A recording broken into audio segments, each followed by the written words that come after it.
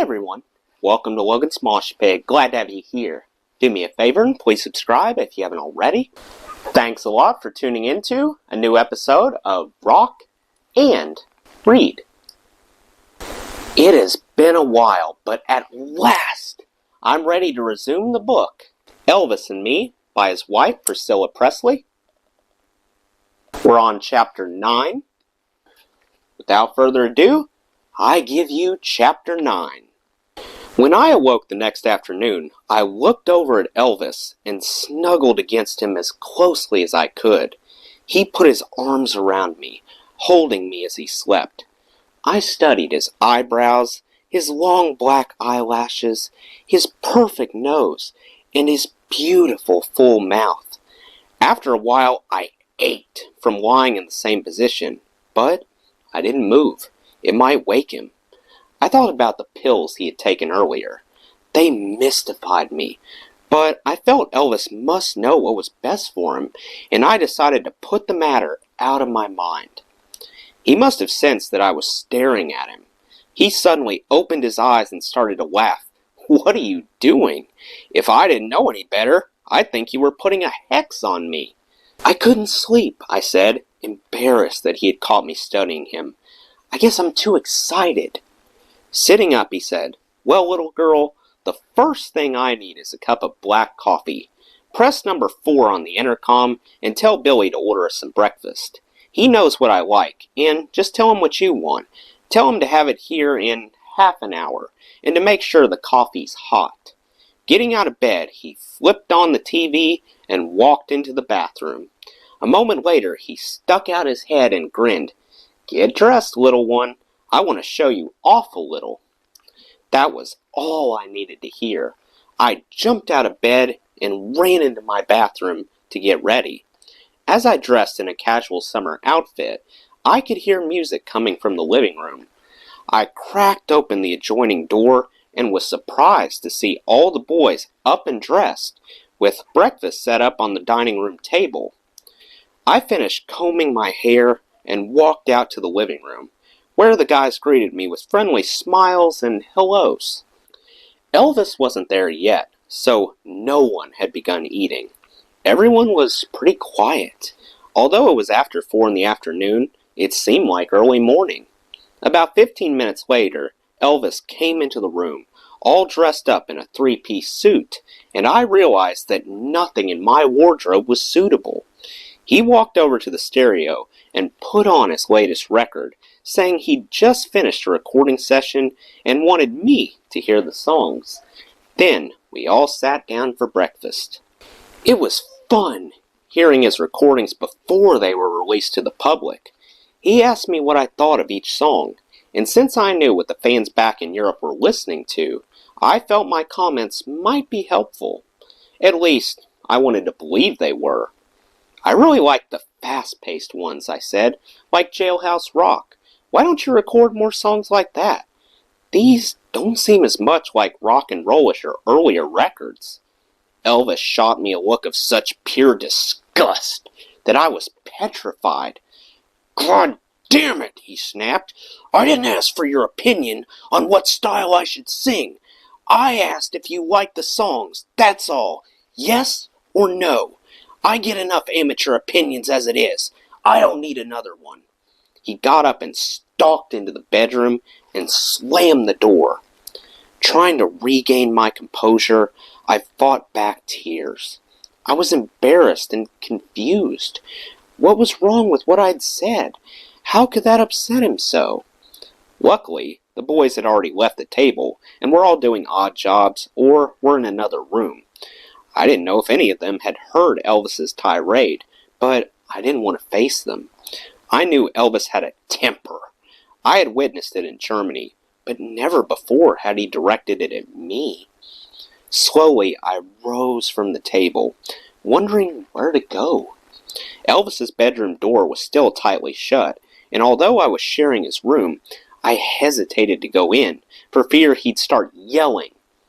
Not knowing what else to do, I sat down next to the albums and started going through them, pretending to look interested. Soon, I heard the bedroom door open and saw Elvis standing in the doorway. He motioned to me to come over. Reluctantly, I put back the records and walked into the room, fearful of what he was going to say.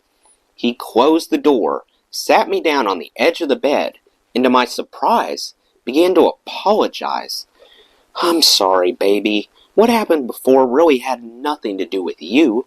I just finished that recording session, and it's pretty damn good compared to what they usually want me to do for these movies." He talked more about his last film, the storyline, the songs, the dialogue, all of which he thought were inane. I was beginning to understand some of his frustrations and dissatisfaction. I remembered our talks in Germany. Elvis had been proud of his film accomplishments before entering the army. He had talked hopefully about doing movies with more substance and fewer songs. "Scylla, from now on, I plan to keep my singing career and my acting career strictly separate." He believed he was capable of performing more demanding roles than he was getting, and to prepare himself, he still studied certain actors whom he admired, such as James Dean in Giant and Marlon Brando in On the Waterfront and The Wild One. "But I keep getting offered the same musicals, same storylines," he complained, "and they're getting worse and worse." His biggest problem was that these films and their soundtrack albums were always huge hits. Shaking off his serious mood, he grabbed my hand and said, "Come on, baby, we're going shopping." This was Elvis's way of making up for his outburst, but it took me a little while to get over it. Forcing an enthusiastic smile, I went along. I was beginning to understand how everyone's mood played off Elvis. Taking Jean and Alan with us, we jumped into a waiting limo and rode around until Elvis spotted a boutique where glamorous gowns made of sequins, lace, and frills graced the beautiful mannequins in the window. He called out to the driver, "Let's stop here." Taking my hand, he led me inside, followed by the entire entourage, surely the most unlikely band of characters ever to invade an elegant dress shop. The salesgirl was speechless. "Hello, ma'am. I'm Elvis Presley, and we're just looking around. Maybe you could show us something that might interest my little friend over there." They both looked over at me. The look on the clerk's face told me we were thinking the same thing. These clothes were far too sophisticated for such a young girl, but when Elvis saw something he liked, he didn't think in terms of age. While the saleswoman went to the back to rummage around for whatever she had in sizes 6 and 4, Elvis was rifling through the racks, pulling out a number of dazzling creations, asking me which ones I liked. "They're all beautiful," I said. "I just don't know how I'd look in them." "You let me be the judge of that," he said, winking at Jean, who mumbled one of his non sequiturs. We all dissolved into fits of laughter that brought the shop girl rushing back with a huge selection of dresses. Elvis designated his preferences and said, "Try them on, and pick out any others you like." Thrilled, I chose a half-dozen gowns with matching shoes and headed for the dressing room. The salesgirl followed. Away from Elvis's eyes, she treated me like a little girl, but I was so enchanted with the clothes that I didn't care. As I posed in front of the mirror in a long black jersey gown and a pair of gold high-heeled sandals, I hardly recognized myself. I definitely appeared older, very attractive, and very sophisticated. As I stepped out of the dressing room, the salesgirl mumbled, "Not bad for a girl." Elvis took one look and said, "Hot damn, we'll take it." We stayed for over 2 hours, while Elvis bought me not only the black sheath, but also a midnight blue satin, several lovely silks and chiffons, and a beautiful baby blue brocade gown, all accented by matching capes and bags and shoes. When we left the shop, we found a crowd had gathered. Elvis glanced at Alan, who immediately disappeared. Then, he gave a number of people his autograph, said goodbye, and Jean quickly led us through the back of the shop and out the door, where Alan was waiting with the car, ready to take us to the hotel. Back at our suite, Elvis said, I'm hungry. Joe, order me a steak, but make sure you tell them, well done. What do you want, honey? Hell, E, Joe said. I always tell them well done. Well, tell them again, Elvis shot back. I'll be goddamned if it doesn't always come back half raw. To Elvis, raw was slightly pink. Everyone specified burnt when ordering for him. Elvis turned to Alan and said, Hog ears. He had pet names for all his employees. Make arrangements for Red Skelton's midnight show and see if there's anyone in the hotel who can do Scylla's hair and makeup. Hair and makeup, I said. What's wrong with my hair? It was long and dark brown, casually combed, but beyond feeling he didn't like my hair, now I began to think he didn't like my looks. There's nothing wrong with it, honey. It's just that this is Las Vegas. Everyone has their hair done. You need to apply more makeup around your eyes. Make them stand out more. They're too plain naturally. I like a lot of makeup. It defines your features. Defines your features?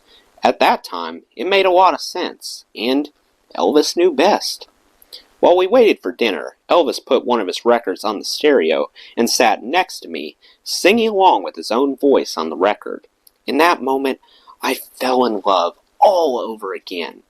When he sang about lost love, or a life lived out in grief and pain, he delivered the lyrics with such conviction that I'd feel the hurt. He had been a fan of country music since long before it became popular, and was always impressed by the raw emotion in those recordings. After dinner, we got ready for the evening. At Elvis's request, Armand, a hairdresser at the hotel, came in and spent nearly 2 hours creating my new look. He teased and twisted up my hair with one long curl falling in front of my left shoulder. Then he applied my makeup so heavily that you couldn't tell if my eyes were black, blue, or black and blue. It was that look of the 60s, only more extreme. That was what Elvis wanted. When I put on my brand new brocade gown, my transformation from an innocent 16-year-old to a sophisticated siren was complete. I looked like one of the lead dancers in the Foley Berserk. God damn! What happened to little Scylla? Elvis said when he saw me. You look beautiful. Joe, come here. Look what I found. Joe walked in and did a double take. Sure doesn't look like the same girl we met in Germany, wearing a sailor dress, Joe said. Everyone laughed, and we left to see Red Skelton's midnight show. We arrived just after the lights went down, and the maitre d', using a flashlight, quickly led us to our table. Elvis always tried to arrive unnoticed, so he wouldn't distract attention from the headlining star. But word always spread throughout the audience that he was there, and within a few seconds, the whispering would start and heads would turn. At the end of a show, Elvis would try to exit just before the house lights went up, but on that night, we didn't make it. The lights came on, and suddenly we were surrounded by an enthusiastic crowd of people pushing and shoving, hoping to get an autograph. Being just under 5'4", I was engulfed in the crush, and I began to feel faint. I reached out for Elvis as I started to panic and said, I can't breathe. I have to get out. At first he grinned, then his look turned to concern as he saw my desperation. Still smiling and signing autographs, he said to Alan, Get Scylla out, quick. I'll be along as soon as I can. Alan took one look at me, grabbed my hand, and pushed his way through the crowd, out of the hotel. Once in the fresh air, I regained my composure. From that experience, I learned to scout out the exits whenever Elvis and I entered a crowded room. When we came out a few minutes later, like clockwork, the limo was waiting. We jumped in and sped off to the Sahara Hotel for my first adventure in gambling. Elvis wasn't a serious player. It didn't matter if he won or lost. He played for the fun of it. A cigar jutted impressively from his mouth, a drink in one hand, and his eyes squinting suspiciously at the cards. He gave a flawless impersonation of Clark Gable as Rhett Butler, I sat proudly beside him, his very own Scarlett O'Hara. I had never played blackjack before, but after a few hands, Elvis thought I had the hang of it. He handed me $500 and jokingly said, "You're on your own. What you win is yours, and what you lose, well, we'll have to discuss that later." I smiled and called for the dealer to include me in the game. I looked at my hand, counting on my fingers under the table. 9 plus 8 is 17, then a 5 makes 21! I shouted. Throwing down my cards, I looked over to Elvis for his approval. "Let's see," he said, slowly scooping up the cards. Squinting one eye, he counted them.